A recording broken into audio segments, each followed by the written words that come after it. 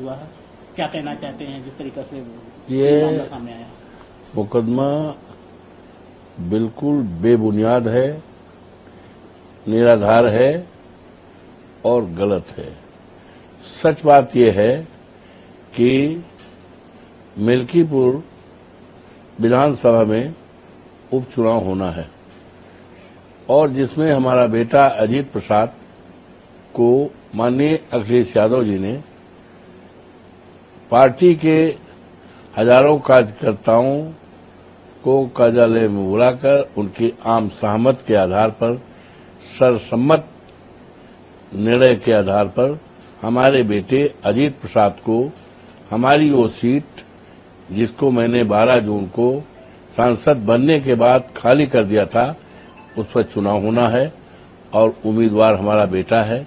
Bharatiya Janata party पूरी तरह से उसको जानकारी है कि हम कुछ भी करेंगे, लेकिन भारतीय जनता पार्टी इस चुनाव में कामयाब नहीं होगी। भारतीय जनता पार्टी बुरी तरह हारेगी। इसीलिए माननीय मुख्यमंत्री जी ने भी लगातार 3-4 मीटिंगें यहां की है, उसका कोई रिस्पांस नहीं है, बल्कि उल्टा रिस्पांस है। 1 महीना से 1 दर्जन के मंत्री लगाए गए हैं चुनाव प्रचार में, लेकिन किसी प्रकार का कोई रिस्पांस नहीं है। इनको इस बात की जानकारी है कि जिस तरह से अवधेश प्रसाद चौवन फैजाबाद जनपद अयोध्या से लोकसभा सीट जीते हैं और जिसकी चर्चा केवल अयोध्या, फैजाबाद, उत्तर प्रदेश में और देश में नहीं, सारी दुनिया में है, और जिस सीट के लिए भारतीय जनता पार्टी दम भरती थी, खम भरती थी कि हमको राम को लाए हैं और हमें कोई हटा नहीं पाएगा, और वो सीट जीत करके आज इसको, इसलिए भारतीय जनता पार्टी को पता है कि हम चुनाव बुरी तरह हारेंगे, तो इसीलिए उन्होंने मेरे बेटे के ऊपर निराधार, असत्य और गलत तथ्यों के आधार पर मुकदमा दर्ज किया है। उसमें कहीं कोई सत्यता नहीं है। और दूसरी बात यह है, और जो महत्वपूर्ण बात है, बहुत महत्वपूर्ण बात है, हाजीपुर बसेंडी एक गांव है जो विधानसभा क्षेत्र मिल्कीपुर में लगता था। अब वो बदल करके बीकापुर में हो गया है, लेकिन आज बीकापुर होने के बाद भी मोर देन 95% मतदाता वही हैं जो सोहवल में थे, 7 बार हमें जिताए थे। उसी क्षेत्र का एक गांव है हाजीपुर बसेंडी, जिसमें एक गरीब पासी बिरादरी का दुखीराम, जिसकी उम्र 35 साल की, और उसके बाप का नाम राम अवतार, बहुत गरीब था, और वो ठेला पर सब्जी बेच कर शाम को अपने बाल बच्चों का रोटी खिलाता था, परवरिश करता था। उसके 3 नाबालिग बच्चे, एक बेटी है जो नाबालिग है और 2 लड़के नाबालिग हैं, और उसकी पत्नी है। तो 18 तारीख को अमरपुर में, हाजीपुर बसेंडी का एक पुरवा है अमरपुर, वहां पर कोटे का चुनाव था। ये दुखीराम समेत गांव के हजारों लोग, महिलाएं सब गए थे। दुखीराम भी मतदान करने गया था। मतदान करके जैसे लौटा और उसने ये कहा कि ये शेड्यूल कास्ट के लिए था, ये हरिजन की सीट थी, हरिजन का कोटा था, ये सामान्य लोगों को कैसे दे दिया गया, किसने दे दिया, ये जैसे बोला तो वहां के दरोगा एसओ ने उसको डांटा, गाली दिया, जात सूचक का अपराध साले को, और धक्का मारा, गिर गया, और विद द रिजल्ट वो बेहोश हो गया। बेहोशी हालत में जिला अस्पताल आया, और जिला अस्पताल आया और वहां पर मृत घोषित कर दिया गया। इस बात की सूचना 19 तारीख को जब पोस्टमार्टम हो रहा था, तो हम एक मीटिंग कर रहे थे, हमारे साथ कई लोग थे, तो वहां के एक प्रधान जी हैं, रामचंद्र जी बैठे भी हैं, इन्होंने सूचित किया, मंत्री जी गजब हो गया। हमने कहा का गजब होगा, कहीं इनका यहाँ कोटा के रहा है, और एक अपनी बिरादरी का 35 साल का था, ऐसो रनोही ने ऐसा धक्का मारा, ऐसा डांटा कि हाथ फेल हो मर गया। तो अब हजारों मनई आवा है, यहाँ मेहरारू आई हैं, तमाम आदमी लोग हैं, हजारों 1500 आए हैं। आइए आप मैं गया और उसकी पत्नी ने और उसकी भौजाई ने, उसकी नाबालिग बेटी ने और तमाम दर्जनों लोगों ने रो रो कर कहा कि उसका कोई कसूर नहीं, ये कसूर है कि उसने इतना पूछ लिया कि हरिजन का कोटा सामान्य कैसे, यहीं पे दरोगा आग बाबुले हो उसको धक्का मारा और धक्के से वो मर गया। इसकी दरखास्त भी उसने, उसकी पत्नी ने ये दरखास्त भी दिया, सबको गई है दरखास्त, आप भी लेना चाहेंगे ले लेंगे या पढ़ लीजिएगा, ये सारी चीज है।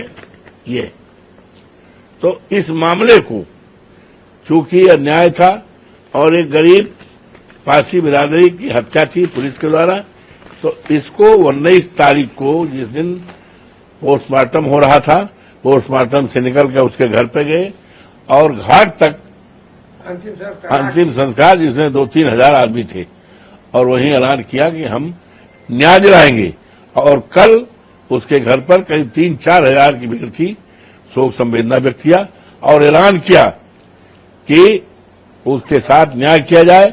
रोते बिलखते परिवार को उत्तर प्रदेश सरकार कम से कम 50 लाख रुपए दे, उसकी पत्नी को सरकारी नौकरी दे और एक गल्ला का दुकान दे, जिससे उसके 3 बच्चे जो है अनाथ हो गए हैं, कोई देखने वाला नहीं है, उसकी जीविकोपार्जन हो जाए।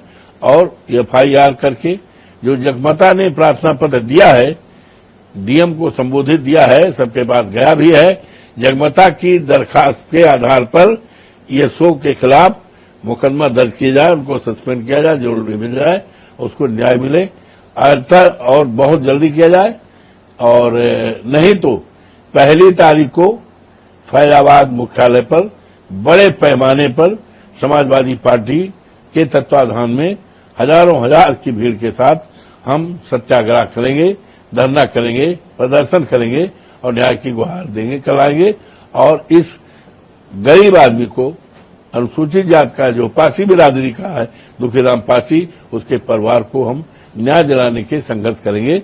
इसीलिए कि हम इस लड़ाई को छोड़ दें, दुखीराम की लड़ाई न लड़ें, घर बैठ जाएं, इसलिए दबाव में एक कारण यह भी है, दबाव में हमारे बेटे के ऊपर गलत तथ्यों के आधार पर ये FIR किया गया है। हमारी 50 साल की राजनीति है, मेरे ऊपर कहीं भी कहीं कोई मुकदमा नहीं, हमेशा पाक साफ जिंदगी रही है और पाक साफ आचरण रहा है, जिसका नतीजा रहा है कि यहाँ की महान जनता ने 9 बार मुझे विधायक बनाया, 1 बार सांसद बनाया, मेरी पत्नी सोना देवी को जिला पंचायत अध्यक्ष बनाया और जिले में कहीं भी मेरे ऊपर कोई दामन में काला नहीं है। सारे जात बिरादरी का मेरे साथ साथ है, सबका आशीर्वाद है, सहयोग है, समर्थन है और इस चुनाव में भी इतना समर्थन है कि भारतीय जनता पार्टी जमानत नहीं बचा पाई, जमानत नहीं बचा पाई, चाहे जोगी बाबा रोज दावे, रात दिन आवे, नाक रगड़ दावे, लेकिन भारतीय जनता पार्टी किसी भी कीमत पर यहां नहीं जीतेगी। अभी प्रभारी मंत्री है सूर्य प्रताप शाही, उनका भी यही, जब आपके बेटे का मामला आया तो उन्होंने कहा कि जमीन खरीद फरोख्त का मारा जिस तरीके से बेटे करता था उस तरीके से बाप भी करता था, इस तरीका आरोप आपको लगाया। झूठा है, झूठा है, कभी नहीं किया है, अपनी जिंदगी में नहीं किया है।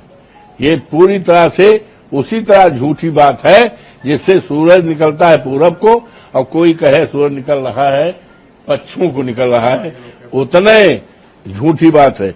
इतनी झूठी बात है जैसे दिन का 12 बजे हो और कहीं रात का अंधेरा है, उतना झूठा है, कहीं पर कोई ऐसी बात नहीं है।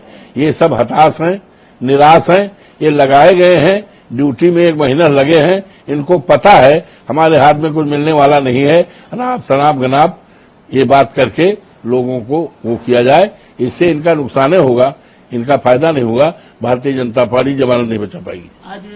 आज STF ने लखनऊ की टीम द्वारा जनपद सुल्तानपुर में ज्वेलर्स की दुकान में हुई डकैती संबंधित एक अभियुक्त गण के साथ मुठभेड़ में मार गिराया गया है। उसका नाम है अनुज प्रताप सिंह, पुलिस ने मार गिराया डकैती वाले मामले में। तो है, तो ये तो बाबा जी का राज का करिश्मा है कि दिन दहाड़े ज्वेलर के घर में डकैती पड़ रही है। ये मामूली चीज नहीं है, कानून का राज खत्म हो गया है, जंगल का राज पैदा हो गया है और बाबा जोगीनाथ का इकबाल खत्म हो गया है। उनका इकबाल नहीं है, तो यही हो रहा है, चोरी है, डकैती है, राहजनी है, बलात्कार, यही सब इसकी आंधी है। जंगल राज की पहचान यही है। ये सरकार पूरी तरह फेल है। ये तिरुपति बालाजी मामले में जिस तरीके से प्रसाद में मांस का प्रयोग पाया जाए, उसको लेकर पूरे भारत के अंदर माहौल पूरा विवाद छिड़ चुका है, क्या कहना? देखिए, ऐसा है, जब तक कोई कॉम्पिटेंट परीक्षण हो करके और उसकी रिपोर्ट ना जाए, इसके बारे में कोई बात कहना, कोई टिप्पणी करना मैं उचित नहीं समझता। बालाजी एक देश का बहुत बड़ा माना जाना धर्मस्थल है। करोड़ों लोगों आस्थाएं जुड़ी हुई हैं। तो इस तरह से वहां के लिए कोई बात कहना बिना किसी सबूत के, मैं समझता हूं, उपयुक्त नहीं होगा।